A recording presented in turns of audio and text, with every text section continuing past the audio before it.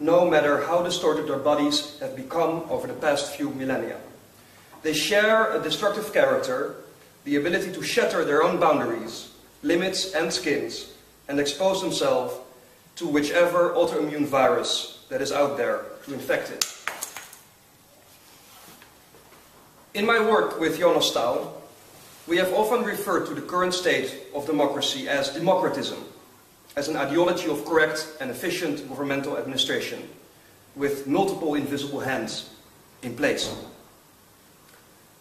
The distrust of current democratic formations, however, should never entail a preliminary abortion of the democratic project.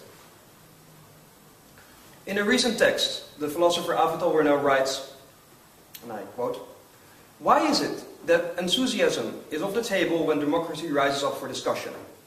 Why must democracy be treated by so many fine minds as a bummer, too dull to engage critical valor? Perhaps when democracy fails the reality tests to which it's always submitted, it depletes the demos and is no longer recognizable as democracy with its exuberant exposures. We should remember the difference in tenor, the nearly contradictory fervor that words such as communism and socialism have carried historically in comparison with the pallid advocacy that democracy has summoned to its side." End quote. This is an important point. Democracy is often discarded before it really exists. Its mission aborted on the way to yet another massacre appearing under the euphemism of revolution. We should recall here that Alexander Koyev said about 1968, the semi-revolution, "It's not a revolution. It can't be a revolution. No one is being killed. To have a revolution, there must be killing." End quote.